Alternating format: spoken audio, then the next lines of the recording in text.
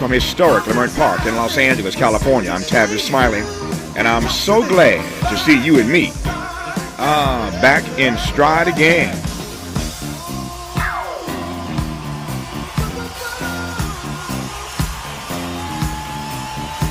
Before we get started with today's show, let me invite you to follow me on Facebook and Instagram at The Real Tavis Smiley, and get updates on X, that's formerly Twitter, at Tavis Smiley. By the way, should you miss any part of today's program or want to catch up on previous shows, you can always visit thetavismiley.com. That's thetavismiley.com, or wherever you get your podcast, and listen to the Tavis Smiley podcast version of this live program at your leisure. Another great show on tap for you today. In our second hour, two conversations, but up first. Carissimi fratelli et sorelle. Dear brothers and sisters, with deep sorrow I must announce the death of our Holy Father Francis. At 7:35 this morning, the Bishop of Rome, Francis, returned to the house of the Father. His entire life was dedicated to the service of the Lord and His Church. He taught us to live the values of the gospel with fidelity, courage, and universal love, especially toward the poorest and most marginalized. With immense gratitude for his example as a true disciple of the Lord Jesus, we commend the soul of Pope Francis to the infinite merciful love of the triune God. As you likely know by now, Pope Francis died on this Easter Monday at the age of 88. At his residence in the Vatican's Casa Santa Maria, we will be joined at the top of hour two by Father Michael Flager of the famed St. Sabina Catholic Church in Chicago for his reflections on the pontificate of Pope Francis. On the B-side of hour two. This is an open letter from you and me together. Tomorrow's in our hands now. Find the words that matter and say them out loud and make it better somehow. Looking down from up on the moon, it's a tiny blue marble. Who'd have known the ground we stand on could be so fragile? This is a love song to the earth. You're no ordinary world, a diamond in the universe, heaven's poetry to us. Tomorrow is Earth Day, a conversation on the backside of hour two with Dr. Shanice Forte about the latest research in the fight for climate justice and how we can put rigorous independent science into action and develop solutions for a healthy, safe, and just future for all of us, and I do mean all of us. We will talk about Earth Day today in our second hour on the B-side. In our third hour. You throwing a big event tonight? Your money come with blood. All money come with blood, baby. Listen here. This ain't no house party. Y'all ready to drink? Y'all ready to sweat till y'all stink? You want some? You keep dancing with the devil. One day he's gonna follow you home. Our daddy was an evil man. And he passed that evil down to us. Alongside Michael B. Jordan, actor Omar Benson Miller is part of the cast in the new movie Sinners, written, produced, and directed by Ryan Coogler. Ryan Coogler and Michael B. Jordan have done it once again. I mean, these brothers, the two of them get together. It's magic in the making. The movie, as you may have heard, is number one at the box office this weekend. Congrats to Michael B. Jordan and Ryan Coogler. As I mentioned, actor Omar Benson Miller is part of that cast, and he joins us live in studio in hour three to talk about the film and his amazing career. I mean, this brother stays busy. 8 Mile, CSI Miami, Ballers. Look forward to Omar coming in studio in our third hour. But in this first hour today, let's do politics with the host of the very popular podcast, Bad Faith, Brianna Joy Gray. Brianna, how are you today? Brianna dropped. Okay, we'll get Brianna back. And I thought we were doing so well. What a great open that was. All those clips, everything laid out nicely. I go to the guest, and she ain't there. All right, when we come forward, just like the devil, right? The movie is called Sinners. I digress for now. We'll talk to Brianna Joy Gray when we come forward to get this party started on Tavis Smiley. California to the Carolinas. Carolinas. Everybody's listening to Tavis. More when we come forward.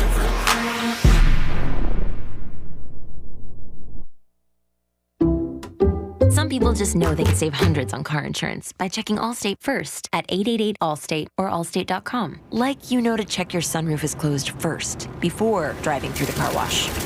Whoa, whoa, whoa, whoa. Oh, no. Wait, whoa, whoa, whoa, whoa. Yeah, checking first is smart. So if you want to save money, check Allstate first at 888-ALLSTATE or allstate.com. You're in good hands with Allstate. Savings vary. Terms apply. Allstate Fire and Casualty Insurance Company and affiliates, Northbrook, Illinois. Make a move into a home of your own. With City National Bank's Ladder Up Home Loan Grant, you could receive up to $20,000 that you never need to pay back. Use it toward your down payment, save on closing costs, or to buy down your mortgage rate. Find out more at cnb.com/ladderuphome. City National, here for every stage of the journey. Property must be in a qualifying market in California, New York, or New Jersey. Additional terms and conditions apply. Not all applicants will qualify. Terms are subject to change without notice. City National Bank is an equal housing lender. Member FDIC. NMLS number 536994. Hi, I'm Dominique DePrima, and it's almost time to celebrate KBLA's 4th anniversary, coming up Juneteenth 2025. We'll be marking the achievement with 4 key community events, including a special symposium, luncheon, and brain trust hosted by me entitled The State of Black Women in Los Angeles. Keep it locked here for details on how to join us for this groundbreaking symposium examining the unique challenges, triumphs, and contributions of Black women in Los Angeles in the areas of education, healthcare, community leadership, cultural and political contributions. This public convocation will provide a critical forum to address the specific social, economic, and political realities facing Black women in LA today. We'll go live with a radio broadcast and YouTube live stream, a public discussion, and a private dialogue with some of LA's most impactful women. It's an affirmation of Black women standing at the intersection of race and gender in times of adversity while demonstrating remarkable resilience and leadership. We will listen and we will speak out and be heard, all in service of finding opportunities and solutions. Please plan to join us in celebrating our 4th anniversary by amplifying the voices of Black women. For more on our symposium and 4 events celebrating 4 years on the air, simply stay tuned or keep an eye on KBLA1580.com and help make this Juneteenth more jubilant with all of us at KBLA Talk 1580.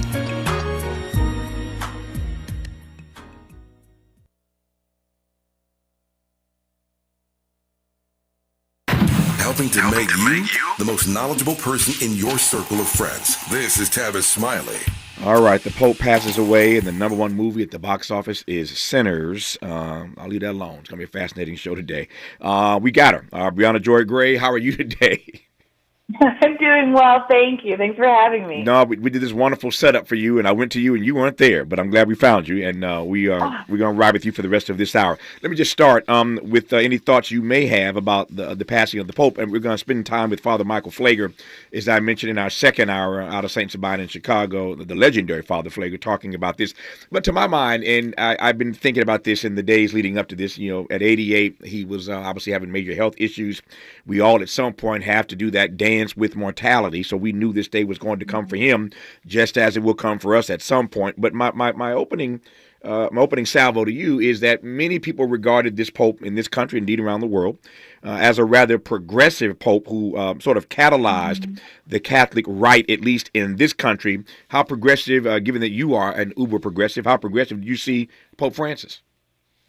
Yeah, I've seen an outpouring, obviously, of responses because of him being a particularly progressive, and I would say compassionate Pope, but most especially people noting how consistent he has been through the end in advocating for the rights of people in Palestine, saying just in his last public address a few days ago that he wanted there to be a ceasefire in Gaza. He characterized the assault on Gaza by Israel as cruelty, not war. That was after the bombing of a refugee camp. He is someone who never flagged in his support for what has been the worst humanitarian crisis of modern times, even though he got quite a bit of pushback from the leadership and the people in the very Western countries, the European countries, without whom the assault on Gaza could not have been funded, litigated, and supported with the protection of them in international courts. So it was an incredibly brave stance for him to take, an incredibly consistent stance for him to take, and I think a lot of people are remembering him for that today.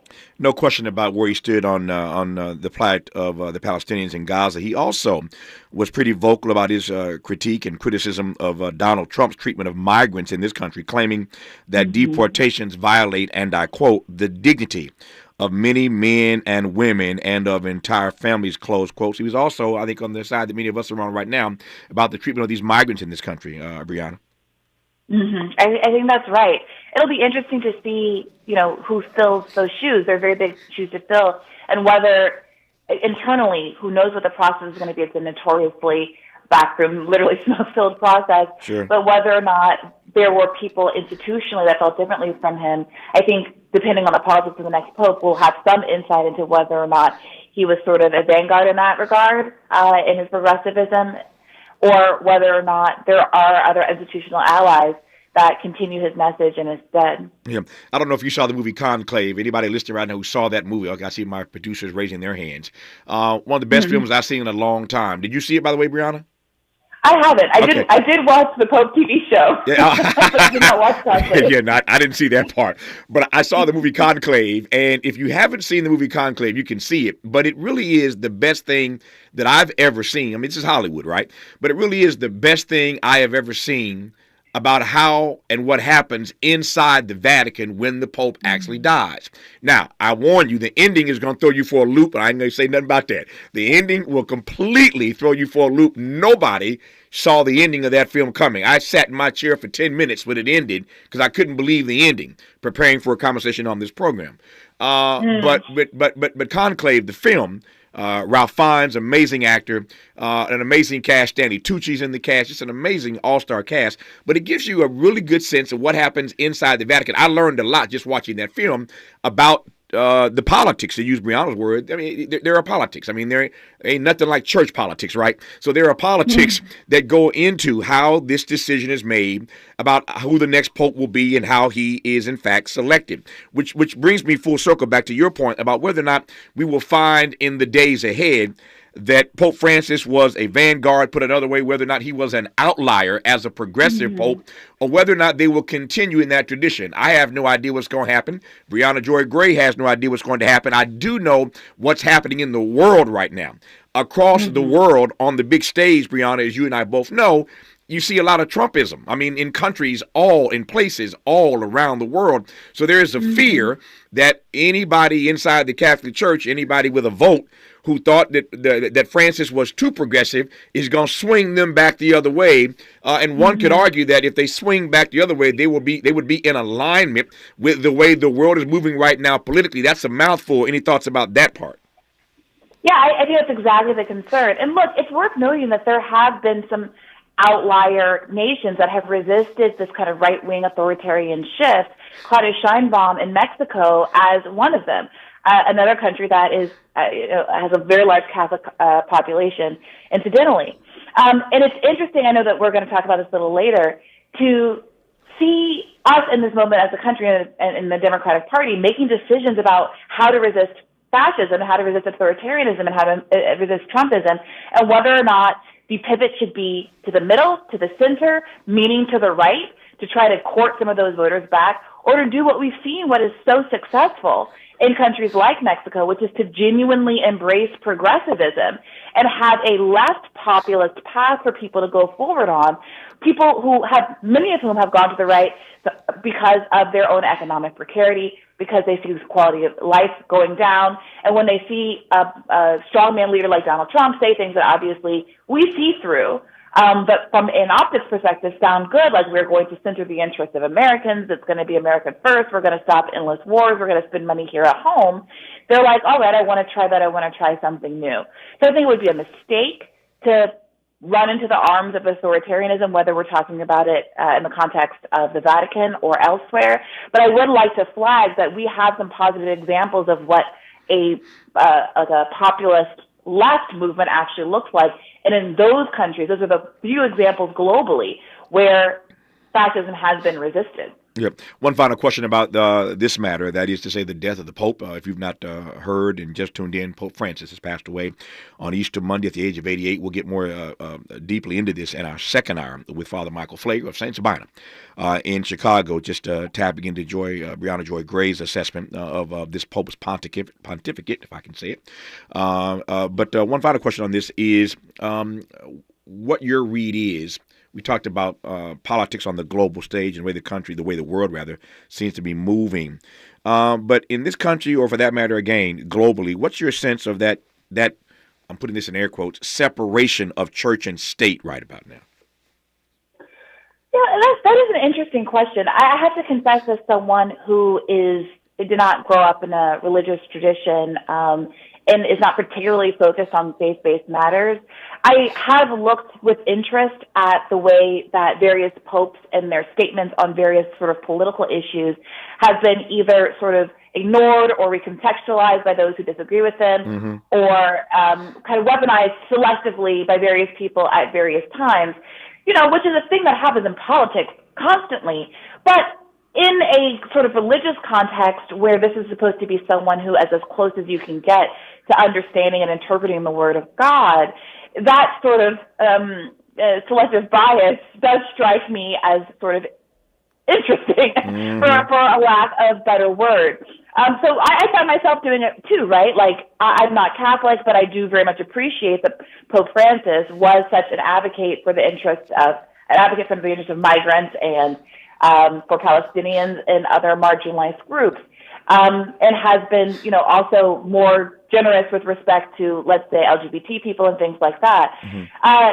But I don't, I appreciate that kind of messaging when it comes, but I'm not one to say, well, because the Pope said it, it must be true, obviously, because that's not kind of my source of authority. And I do think that's dangerous. Those kinds of appeals to authority, of course, can be weaponized for harm, which is why I think we're all sort of waiting with bated breath to see what the politics of the next Pope are. No, we will see in the days ahead. As I mentioned earlier, and I think Brianna Joy Gray agrees with me, that his progressivism, Pope Francis that is, really put him out of step with the way the world seems to be moving at this moment, this conservatism, this Trumpism taking hold all around the globe. So his progressivism not in alignment with that. And indeed, there were fellow clergy who didn't agree with the direction, the progressive direction that Pope Francis was taking the Catholic Church. Again, we'll talk more about that with Father Michael Flager at the top of the second hour of this program today. But Pope Francis dead at the age of 88 on this Easter Monday. Now, more politics here. So on this program last week, we had some pretty spirited conversations about James Carville. And whether or not he's completely lost his mind when he basically invited progressives to just leave the Democratic Party. I've been anxious, and I do mean anxious for all the obvious reasons, to talk to Brianna Joy Gray about this. So the story has legs. I'll get to the legs in just a second. But if you didn't hear the original comment or comments that James Carville made suggesting that progressives maybe just ought to leave the Democratic Party, here's what he said initially, and then we'll advance the story, and then we'll get Brianna Joy's take on all of it. Give it to me, Miles. And so how does the progressive urban identity left live in the same universe as the pragmatic governing left of center people? Most of them happen to be elected officials. And maybe the answer is we can't. All right, I'm suggesting that maybe after I saw what happened on April 7th with American Voices, after, in my opinion, which was just devastating and to somewhat humiliating defeat, and particularly unnecessary defeat that we had. And in my view, I'm certainly open to people can call me back. I'd be glad to interview you. That your wildly naive and impractical worldview is not consistent with electoral majorities. So maybe we need to have a schism. Maybe you got plenty different, the Justice Party, the Working Families Party, the Socialist Party, the only thing I'd ask is just don't use the word Democratic in any title that you have. Your wildly impractical worldview. That's what James Carville, the raging Cajun, the guy who got Bill Clinton elected, thinks of the progressive point of view inside the Democratic Party. Maybe y'all should just leave, start your own thing. There's some other things out there y'all could join with. But whatever you do, don't put the word Democrat in your title. but you ain't got to go home, but you got to get the heck up out of here. That's James Carville to progressives inside the Democratic Party. Now, we also talked last week about David Hogg, 25-year-old survivor of one of these school shootings some years ago. 25 years of age, the vice chair now for the Democratic National Committee, the youngest vice chair they've ever had at the age of 25, who has said publicly that his group, his outside group, Leaders We Deserve, is going to run younger Democrats against older Democrats, those who are, shall I say, chronologically gifted, in safe seats. They're going to run young folk against some of these old-line Democrats who perhaps have been there too long. They want to bring some youth and some energy to the Democratic base. So David Hogg has suggested that, again, his group, Leaders We Deserve, is going to challenge sitting Democrats in safe seats. You can imagine that messaging ain't going over too well inside the Democratic Party. So here's what James Carville now has to say about David Hogg. Miles? All this guy Hogg wants to do is they want to beat, like Democrats are not the problem right now. Why don't somebody sue David Hogg? He's an officer of the Democratic National Committee. He is the vice chairman of the Democratic National Committee, and he's running against other Democrats. But I might give the DNC $10 and sue him. He's a contemptible little twerp. James Carville has called the vice chair of the DNC, David Hogg, a contemptible little twerp, and has offered to give at least $10 to the DNC to sue him for being so contemptible. All right, Brianna Joy Gray, I've got 3 minutes right now. It's all yours. Take your time. We will continue when we come forward, but there it is. It's all yours. Have at it.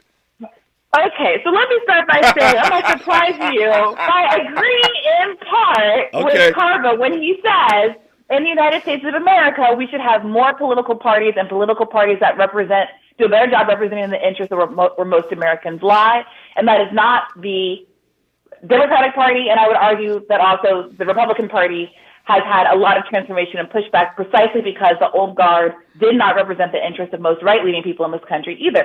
But AOC said this, remember, when she was running for office back in 2018 or so, that in a normal world, or maybe this was when actually Joe Biden was running in 2020, that even in any normal world, she and Joe Biden wouldn't be in the same political party. And of course, and most other similarly sort of affluent Western democracies, however you want to characterize it, all over the world, they do have a multi-party or parliamentarian system where they have to have a kind of a caucus and conciliation of leadership, but there are many smaller parties that you have the option to vote for to begin with. And I think that the lack of dynamism in the party that David Hogg is pointing to is precisely because we have a uniparty that does not allow there to be any difference of opinion within it, where you have people like Carville saying that if you have a difference of opinion, you're not welcome here. Now, what David Hogg is actually saying is right. Now, I wouldn't characterize it so much as an age issue expressly, because remember, the most popular politician in America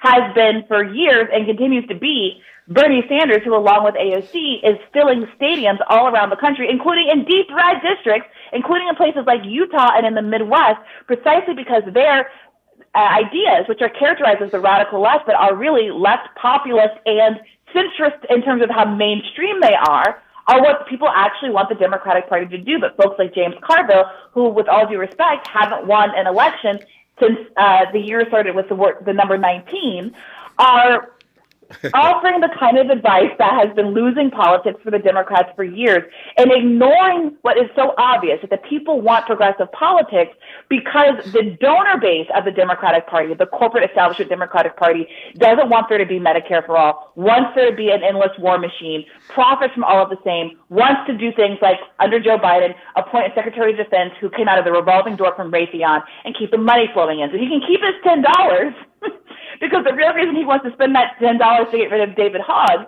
is because he wants to keep being able to benefit from a corporate party that doesn't reward successes, but in fact rewards making money for the people who refuse to get out of their seats until they die in them because it's too profitable to be a Democrat. So James's point is, with all the turnout that we're seeing at these rallies, Bernie and AOC's rallies, and to your point, in these red states, they can't win.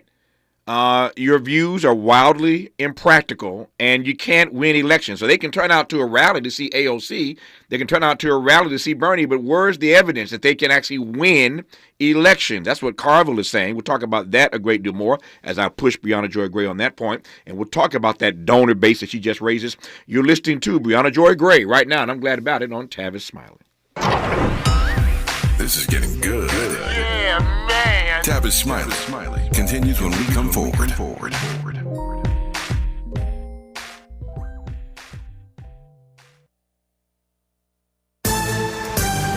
I'm Alexandria Icamoni with 4 things you should know from BIN News. The passing of Pope Francis today at the age of 88 means it's time to choose a new pontiff, and with that comes plenty of speculation. While any baptized Roman Catholic male can technically be elected as pontiff, the Pope has traditionally been chosen from the College of Cardinals since the 14th century. Congestion pricing remains on in New York City despite the federal government's Easter deadline to end the controversial toll. Black drivers and others coming into Manhattan are still paying the $9 toll that Governor Hochul and officials say is needed to help pay for public transit projects throughout the city. African-American Charlie Wilson is mapping out a tour featuring Babyface, Casey Haley, and El DeBarge. The Uncle Charlie's R&B Cookout Tour kicks off in August. A new report suggests there weren't likely nearly as many dyed eggs this Easter weekend due to cost. Get BIN News on demand at BINnews.com. Think It Up is an initiative to activate student-powered, teacher-led learning projects. Students and teachers, how can you spark great learning experiences in your classrooms today? Join at thinkitup.org. Compassion sponsorship means food, healthcare, education, and more for a child in poverty. And there are thousands of kids who've been waiting over a year. End their wait. Sponsor a child with compassion today. Text the word radio to 83393. This is the KBLA Sports Minute with Ray Richardson.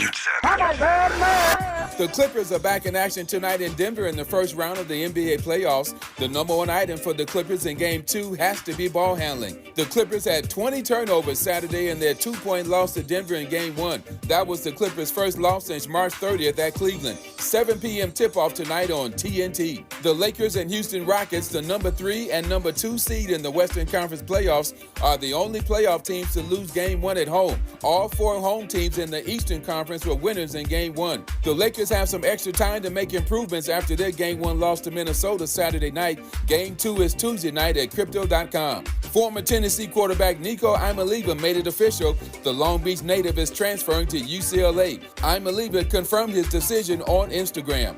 No debates, no speculation, just the info you need. That's your KBLA Sports Minute. I'm Ray Richardson. More news, opinions, and conversation when we come forward on KBLA Talk 1580. We've got a lot to talk about. Hi, I'm Zoe Williams, a.k.a. the Voice of Reason, encouraging you to join me weekdays from 7 to 9 p.m. for the world's most intriguing relationship radio roundtable. Every night, I facilitate and encourage our loyal listeners to participate in the most engaging relationship discussions you'll hear anywhere.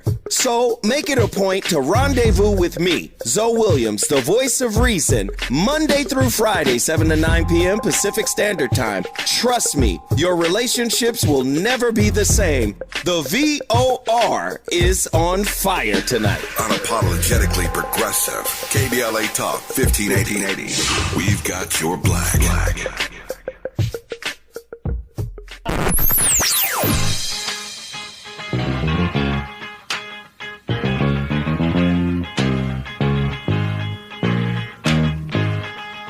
This is KBLA Talk 1580.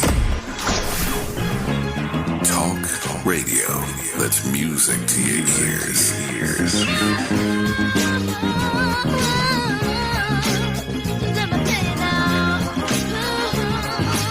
but unapologetically progressive. KBLA Talk 1580. After producing an award-winning climate justice campaign in 2024, KBLA Talk 1580 has gone all in on its 2025 Climate Justice plus Black Health Initiative. April is Minority Health Month, and Urban Family Focus, in partnership with Providence Health Systems, presents The Heart of the Matter. Providence doctors and health equity officers will participate in informative and life-changing conversations on hypertension, health equity, behavioral health, and community engagement. Don't miss these empowering conversations on Urban Family Focus every Saturday in April at 7 and Sunday at 6 a.m. Pacific Standard Time. Sponsored by Providence, Southern California's largest and most comprehensive health care network. We've got a lot to talk about on KBLA Talk 1580. Download the KBLA 1580 app or log in to KBLA1580.com. I'm Reverend Gerald, the life coach. On KBLA Talk 1580, we've got your black. Paid for by government.com. Did you know the United States Mint has issued a new Morgan silver dollar coin in proof condition for the first time? Not only that, they are also minted in 99.9% pure silver for the first time ever in history. Coin experts are calling this an amazing opportunity for anyone that knows the enduring popularity of Morgans. But you must hurry. Only 400,000 of these legal tender silver dollars were issued. These first ever Morgan silver dollars are brand new with stunning mirror-like finish, minted by the iconic San Francisco Mint. Call now and you're guaranteed a new first ever 99.9% pure silver proof Morgan dollar. To learn more, call 1-800-973-9717. If you order now, you will receive a free coin collector bonus pack, a $25 value, free with every order. Call 1-800-973-9717 now to secure your new Morgan silver dollars before they are gone. That's 1-800-973-9717. Made fresh daily in the Mert Park, Los Angeles, California. You're listening to Tavis Smiley. Tavis Smiley and Brianna Joy Gray. So Brianna Joy Gray, if James Carville were here, he'd say, okay, Brianna, I hear you, but that's precisely my point. Where's the evidence that because y'all can turn out a bunch of young progressives at a rally for Bernie and AOC, where's the evidence that that can get people elected, and maybe that's why y'all should consider leaving the Democratic Party and doing your own thing? Well, two things I say to that is, one, again, James Carville hasn't gotten anybody elected in a very long time. And, you know, people who have been in this politics game a lot longer than I have observed that but for the influence of a third-party candidate, it's not even clear that he would have been successful in the election of Bill Clinton in the first instance. Mm-hmm. But secondly, with respect to Bernie Sanders, remember that this is the guy that was neck and neck with Joe Biden to win in 2020. In the 2020 election. And moreover, polls showed back in 2016, polls that the mainstream media chose to ignore, that he was a more electable candidate over Donald Trump. Consistently, Hillary Clinton was within the margin of error, perfectly poised to lose to Donald Trump in 2016, whereas Bernie Sanders was up 10 points in all of these head-to-head polls. But the media said that because, I don't know, socialism was going to be scary or something that they pulled out of their tuchus, that wasn't what the people should be informed about, that they should throw their lot in behind Hillary Clinton, a historically unpopular candidate. And in fact, we got the first Trump term out of that sort of advice. The last thing I would say is that these aren't crowds of young people turning out. Now, I have my issues with these rallies. I want to be clear because ultimately I think that Bernie and ARC are attacking the oligarchy, but ultimately they will fall in line and tell people to vote for a Democratic nominee who is very unlikely to be a progressive. See, for example, all the pushback they're getting, I don't think the Democratic Party is actually prepared to support a progressive. That is why I agree for different reasons than James Carville that there needs to be a separate progressive party. That being said, if the Democratic Party didn't want to stab itself in the back, it would notice that these aren't the typical sort of Bernie Sanders devotees that are going to these rallies. I don't know that there are that many Bernie Sanders devotees in the entire state of Utah. What you're seeing is Democratic core base voters of all stripes and all ages who are inspired by the fact that somebody in this party is willing to fight after saying for years accurately that fascism was on the border. Now that it is actually here, you're seeing people like James Carville saying, well, the Democrats just strategically just lay down their weapons and wait it out to the midterm. And you're seeing Hakeem Jeffries get on TV and defend the idea that incumbents don't need to be challenged because everybody's doing a good enough job. Well, most people can open their eyes and look around this country, Tavis, and see that a very good job is not being done, and that something has to change. It's not just a generational change. It's someone willing to prioritize the interests of their constituents over the interests of a corporate party that is prioritizing fundraising. Mm-hmm. No. We were talking earlier in this conversation, in case you just tuned in, Brianna Joy Gray and I were talking earlier about the passing of Pope Francis and some of the issues on which he was very progressive. And one of those issues is the issue of migrants and the way that Donald Trump is maltreating them in this country. Stay with me, as my preacher says. I'm going somewhere with this. I come back to this point. I come back to this point of migrants because for all the people that are playing politics on this issue, I think every one of us who has half a brain understands what would truly happen if all the migrants were kicked out tomorrow. It would shut this country down if all the migrants were pushed out of this country tomorrow. If Donald Trump really had his wish, it would shut down America as we know it in every field of endeavor, of human endeavor. We'd be in some trouble. I raise that only because if James Carville had his wish and all the progressives and all the liberals actually did in fact leave the Democratic Party, what would happen to it? Well, they would never win another election. I think what you're hearing from James Carville is this fantasy that the Democratic Party basically be the Republican Party. And you saw this in how they chose to run the Biden and the Harris campaigns. You saw Kamala Harris arm in arm with Liz Cheney. That was the section of the party. Again, Liz Cheney not being of the Democratic Party, but that was a section of the party that the Democrats wanted to emphasize they were sympathetic to. Meanwhile, a Palestinian American activist was denied a speaking role at the DNC. And as people protested the genocide, that, to be clear, could not have been effectuated without the political cover in the international legal context and the literal weapons provided by the United States of America by Joe Biden and Kamala Harris. People protesting that genocide outside the DNC were met with jeers and heckles from the Democrats, who then turn around and say, why didn't you vote for us? We're the ones protecting your interests. You can't have it both ways. There is a path. Democrats insist, against all logic and reason, that their hands are tied because they're a big tent party and they can't make everybody happy. Ignoring the overwhelming popularity of certain issues within said party precisely because they run afoul of the military-industrial complex or the pharmaceutical industry or the private healthcare industry and all of these industries without whom the Democratic Party could not persist. And for people who listen to that and they say, that seems really cynical, that seems like an uncharitable read, I want to remind folks that back in 2018, after AOC had this success, there was this progressive wave happening. The DCCC, the Congressional Democratic Congressional Committee, they issued a warning saying that if you are a vendor and you support one of these challengers to Democratic incumbents, you will no longer get contracts to work with the DCCC. The DCCC is known as a sort of the Intercept reported it on this at the time. It's a kind of a consulting factory, and there are so many people who earn so much money for providing services for these races, whether it's catering services, advertising services, you name it. And if you are in this industry, this entire town I'm standing in D.C. is based on, and the Democratic Party tells you if you work for an AOC-style candidate, you're never going to work in this town again, that's a real threat. So imagine the Democratic Party is trying to thwart people like AOC coming up, who, again, I have my own quibbles with, but who is undeniably leading the charge and is popular at this moment in the exact kind of energy the Democratic Party needs to survive. Now, how can you look at that? The Democratic Party saying we don't want more AOCs, we don't want more Bernies, we're the only people with appetite and verve in the party, and not see that the party is trying to slowly kill itself from the inside. I would only add one other thing. I asked that question somewhat rhetorically, but I love Brianna Joy Gray's response to it. What would happen to the DNC, the Democratic Party, rather, if those progressives and liberals accepted James Carville's invitation to exit? What would happen? It would fall flat.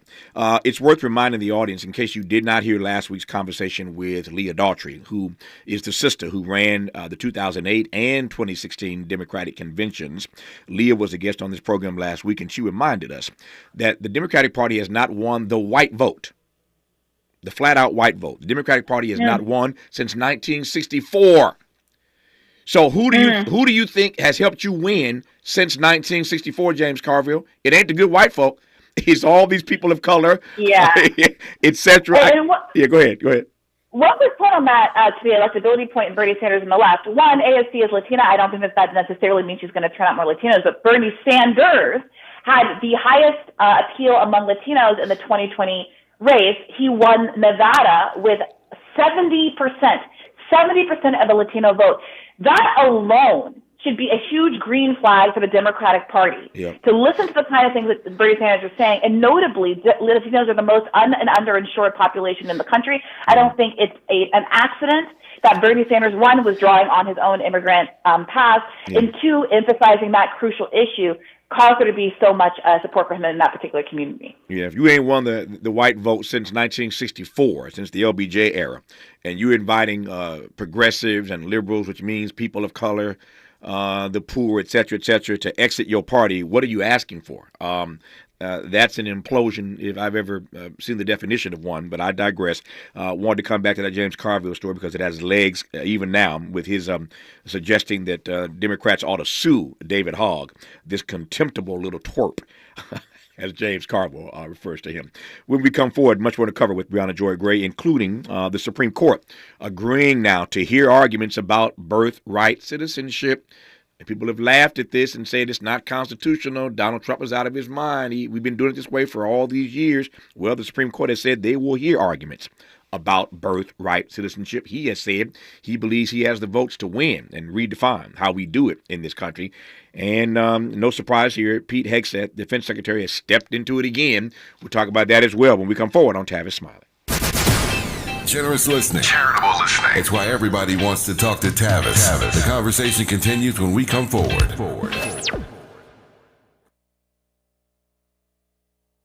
As a fan, you know all the important sports cliches. And when you save money by bundling your home and auto with Progressive, you can get out there and give it 110%, even though that's mathematically impossible. And remember, failure is not an option. Well, it's always an option, just not a good one. But you're not worried because you've got ice in your veins. You're on fire. How can both of those things be true at the same time? Well, that's between you and your doctor. So get out there and leave it all on the field. Leave what? Who cares? Just leave it and save with a bundle from Progressive. Progressive Casualty Insurance Company affiliates and other insurers. Not available in all states or situations. We asked seniors how to prevent Medicare scams. My best advice, if you get a phone call, do not talk to the person. These people are well trained. Don't talk to them. They don't know me. They're just trying to scam me. Don't be fooled. Hang up. Just hang up. Never give out your Medicare number. They're going to get your number to put in a false claim. If I get a call from someone, I don't pick up the phone, and should I pick up the phone and they ask for information, then I hang up.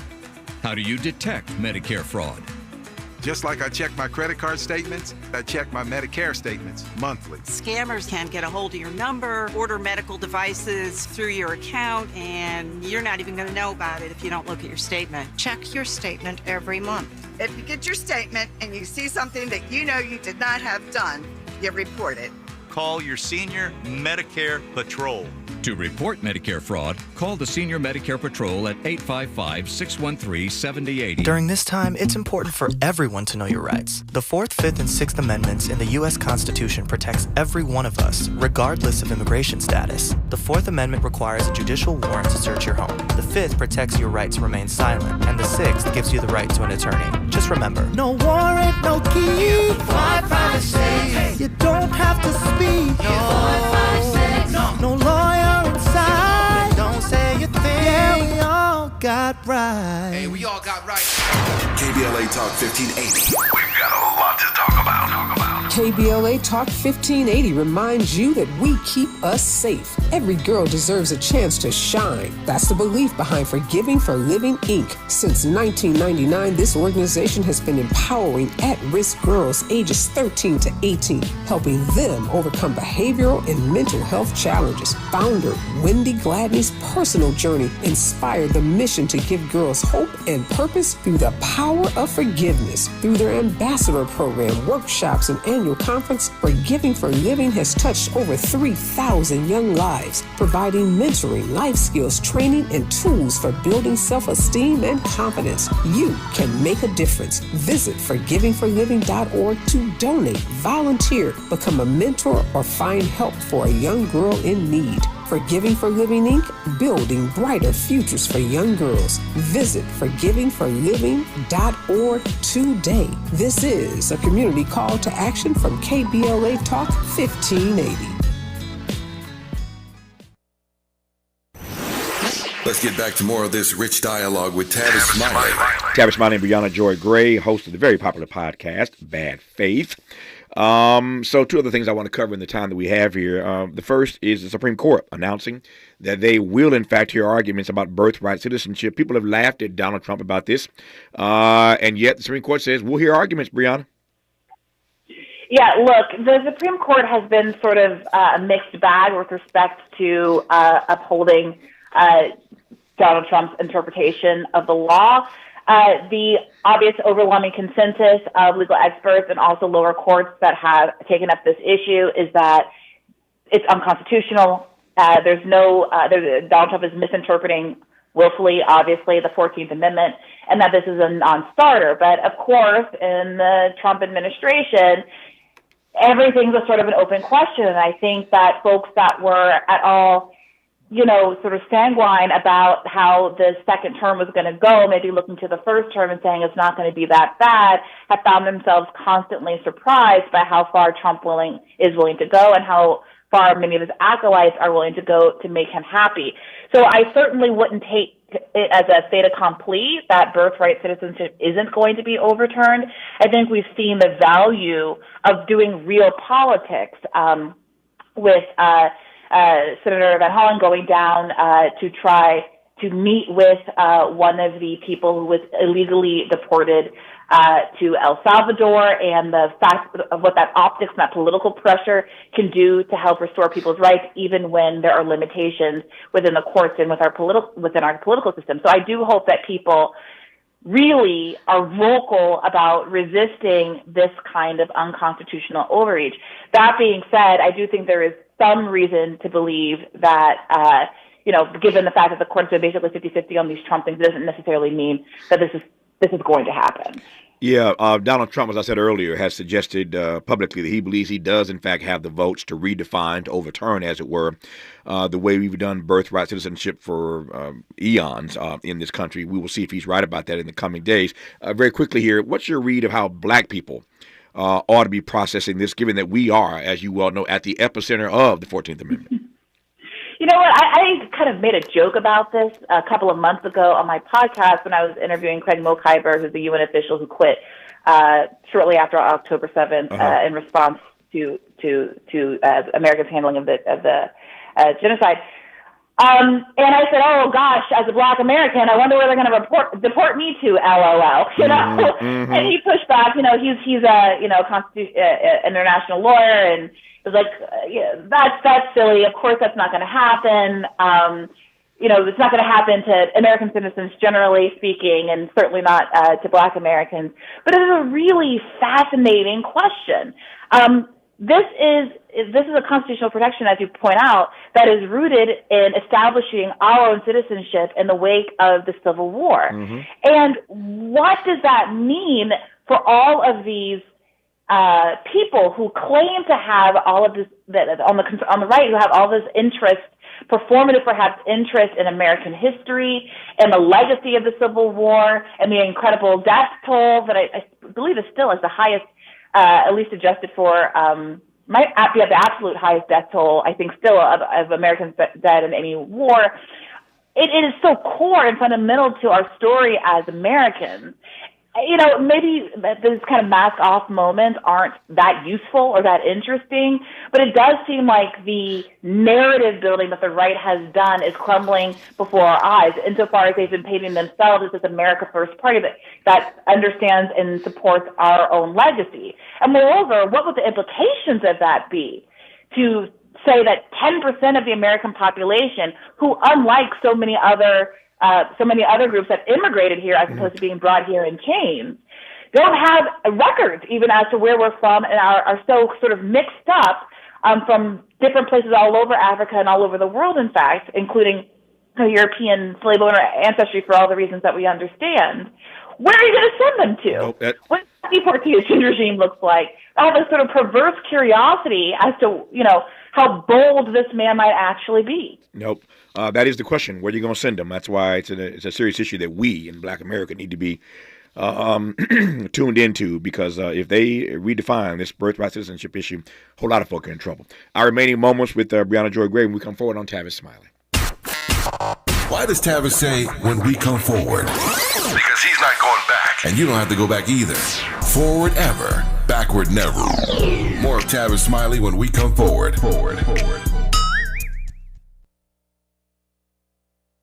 Robinhood Gold members can now enjoy the VIP treatment, receiving a 3% IRA match on annual retirement contributions. With Robinhood Gold, the perks of the high net worth are now available for any net worth. The new gold standard is here with Robinhood Gold. To receive a 3% boost on annual IRA contributions, sign up at Robinhood.com/gold. Investing involves risk. 3% match requires Robinhood Gold $5 a month for 1 year from first match. Must keep funds in IRA for 5 years. Go to Robinhood.com/boost. Robinhood Financial LLC member SIPC. Gold membership is offered by Robinhood Gold LLC. If you're like me, 60 and retired, making ends meet, especially here at the supermarket and drugstore, is tough. I'm so blessed to have found BenefitsCheckup.org. It's a free and confidential website from the National Council on Aging that connected me to $1,200 a year in programs that help pay for food, medicine, utilities, and more. Maybe it can help you. BenefitsCheckup.org. You know where you want to go in life, and City National Bank can help. City National knows the dedication it takes to build your vision for the future into a reality, and our team is here for you. We have a wide range of options to help, from personal savings accounts to interest-bearing money market savings accounts and more, all designed to help you get where you want to go. City National, here for every stage of the journey. Learn more at cnb.com. City National Bank is a subsidiary of Royal Bank of Canada, member FDIC. KBLA Talk 1580. We've got a lot to talk about. Imagine a Los Angeles where everyone can thrive, where communities have access to the resources they need to succeed. That's the vision of Detours Mentoring Group, Inc. They're dedicated to improving life in LA County by providing educational support, employment assistance, and spaces for community engagement. By 2050, they want LA to be the best place to connect, create, learn, live, and play. They're working toward an education system that's well-resourced and culturally responsive, becoming a hub for artists and innovators, and making sure everyone has access to healthy food, quality healthcare, and safe housing. It's about building a future where we all have the chance to succeed. We invite you to learn more about their mission and get involved with Detours Mentoring Group, Inc. This is a community call to action from KBLA Talk 1580. Thanks for calling Discover. This is Nia. Hi, Nia. It's Jennifer. Did you know that Discover automatically doubles all the cash back you've earned at the end of your first year? Yeah, I work here. Okay. I was just double checking. Get it? Because Discover automatically doubles all the cash back you've earned at the end of your first year? Oh, you get me, Nia. You could say that I double get you. I guess we've taken it too far. You earn, we match. Discover Cashback Match. See terms at discover.com/creditcard. Sometimes he fails at fitting in, but we're okay with that. You're inside the Tavis Smiley Show. You're indeed with Brianna Joy Gray, host of the very popular podcast, Bad Faith. I got 2 minutes left, Brianna. I'm tight now. But Pete Hegseth, as I've said before, is one of the most unqualified folk in this cabinet. How he keeps his job as defense secretary, I do not know. He keeps stepping into it. We know that they invited the Atlantic reporter to be a part of that signal chat. Now we learn that he sent sensitive information about these strikes to another chat that included his wife and his brother. What say you? I mean, it's incredible. Look, the obvious concern is the deep hypocrisy that you're seeing from conservatives who obviously made an enormously big deal over Hillary Clinton and her email scandal, and don't seem to be particularly moved by the national security problems that has raised. Not only that, but these sort of violent chortling over killing wantonly. That was the substance of the chat, I think, was not sufficiently emphasized over the sort of national security breach of it all. Yeah. But look, we're dealing with an administration that is able to act with impunity, and I think we have to take a really hard look as to why it is that Donald Trump seems to be, in his administration, seems to be able to get away with murder, and sometimes a literal way. And when Democrats are in office, they constantly seem to assure us, even when they have a trifecta, that they can't do anything at all. Yeah. Is that true? Yep. What accountability do Democrats have to do things like impeach the people that actually matter and try to make different kinds of moves in this moment? And also, when they are in power, to try to push things through in a way that actually benefits the people and not be so worried about norms the way that Republicans are clearly indifferent to. Yep. I don't know that Hegseth holds on to this job for this entire term if he keeps making these kinds of missteps and mistakes. But you're right. Right now, the Trump administration is moving with impunity. So unless the president says he has to go, who knows? But just another example of why he has no business being the Secretary of Defense. If James Carville is successful in getting progressives kicked out of the Democratic Party, you always have the Bad Faith podcast to listen to, hosted by Brianna Joy Gray. Thanks for your time. We'll do it again. Have a great rest of your day. Thank you. I appreciate it. Good to have you on. More when we come forward at the top of our second hour conversation with Father Michael Flager about the passing of Pope Francis at the age of 88. You're listening to Tavis Smiley. KBLA 1580 Santa Monica. I'm Alexandria Icamoni with 4 things you should know from BIN News. The passing of Pope Francis today at the age of 88 means it's time to choose a new pontiff, and with that comes plenty of speculation. While any baptized Roman Catholic male can technically be elected as pontiff, the Pope has traditionally been chosen from the College of Cardinals since the 14th century.